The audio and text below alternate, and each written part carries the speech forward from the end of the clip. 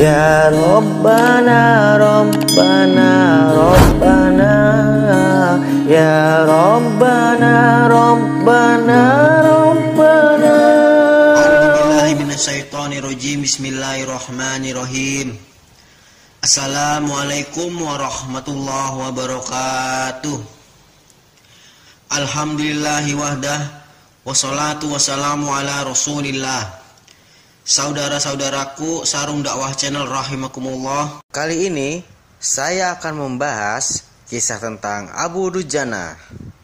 Rasulullah Shallallahu Alaihi Wasallam berderai air matanya ketika mendengar kisah ini.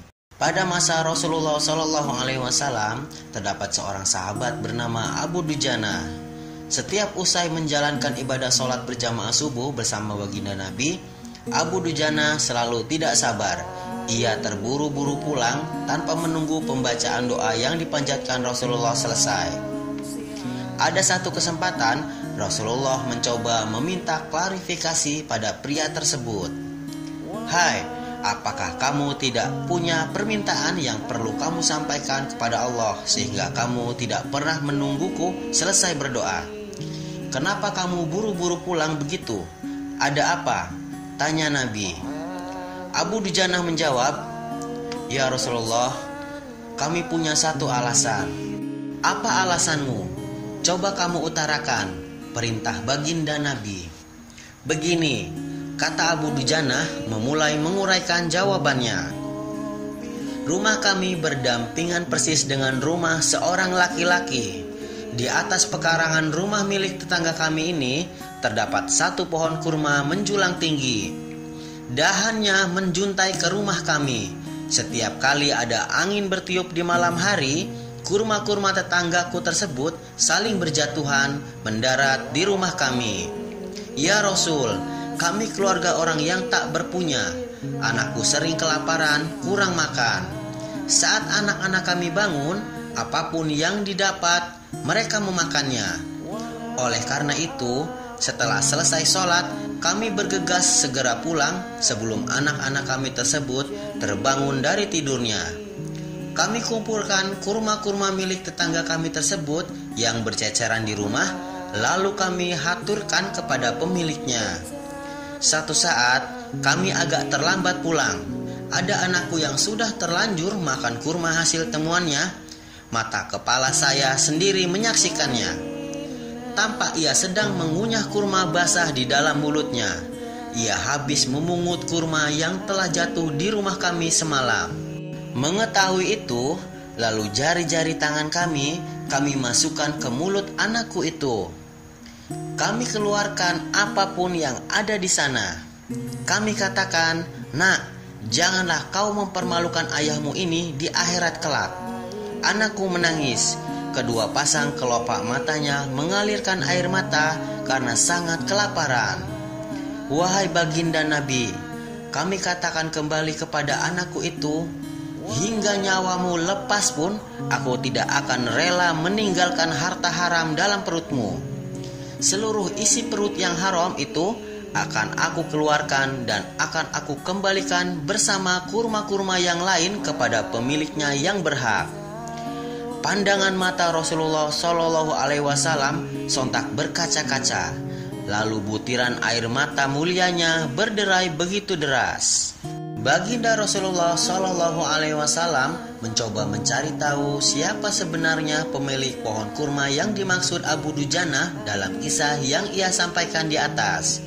Abu Dujana pun kemudian menjelaskan pohon kurma tersebut adalah milik seorang laki-laki munafik. Tanpa basa-basi, baginda Nabi mengundang pemilik pohon kurma. Rasul lalu mengatakan, "Bisakah tidak jika aku minta kamu menjual pohon kurma yang kamu miliki itu? Aku akan membelinya dengan 10 kali lipat dari pohon kurma itu sendiri." Pohonnya terbuat dari batu jamrud berwarna biru, disirami dengan emas merah. Tangkainya dari mutiara putih. Di situ tersedia bidadari yang cantik jelita sesuai dengan hitungan buah kurma yang ada. Begitu tawa Rasulullah Shallallahu Alaihi Wasallam. Pria yang dikenal sebagai orang munafik ini lantas menjawab dengan tegas, saya tak pernah berdagang dengan memakai sistem jatuh tempo. Saya tidak mau menjual apapun kecuali dengan uang kontan dan tidak pakai janji kapan-kapan.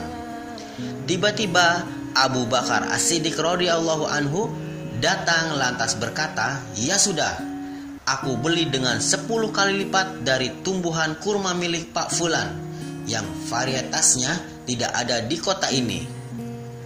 Si munafik berkata kegirangan, "Oke, ya sudah, aku jual." Abu Bakar menyahut, "Bagus, aku beli." Setelah sepakat, Abu Bakar menyerahkan pohon kurma kepada Abu Dujana seketika. Rasulullah Shallallahu Alaihi Wasallam kemudian bersabda, "Hai Abu Bakar, aku yang menanggung gantinya untukmu." Mendengar sabda Nabi ini, Abu Bakar bergembira bukan main. Begitu pula Abu Dujana. Sedangkan si munafik berlalu, ia berjalan mendatangi istrinya, lalu mengisahkan kisah yang baru saja terjadi. "Aku telah mendapat untung banyak hari ini. Aku dapat 10 pohon kurma yang lebih bagus. Padahal kurma yang aku jual itu masih tetap berada di pekarangan rumahku. Aku tetap yang akan memakannya lebih dahulu dan buah-buahnya pun tidak akan pernah aku berikan kepada tetangga kita itu sedikit pun."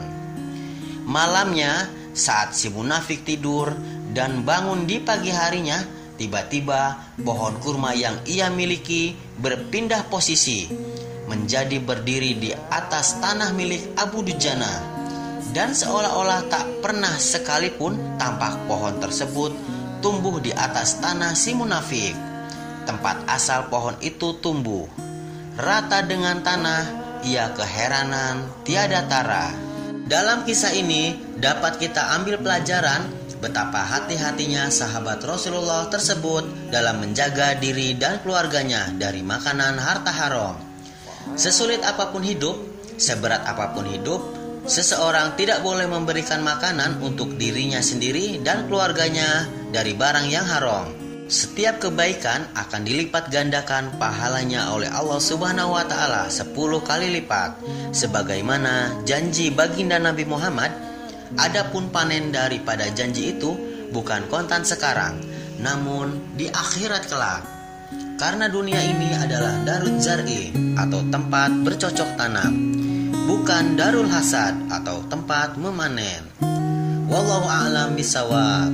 Semoga video ini bermanfaat dan menambah keimanan kita. Yang benar datangnya dari Allah dan yang salah dari saya sendiri. Subhanakallahumma wa bihamdika asyhadu alla ilaha illa anta astaghfiruka wa atubu ilaik. Wassalamualaikum warahmatullahi wabarakatuh.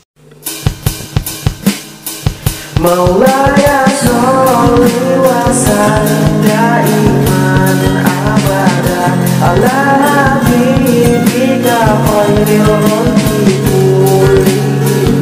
Maulaya sholli wa sallim daiman abada ala habibika khairil khalqi kullihim. Maulaya sholli wa sallim daiman abada ala habibika khairil khalqi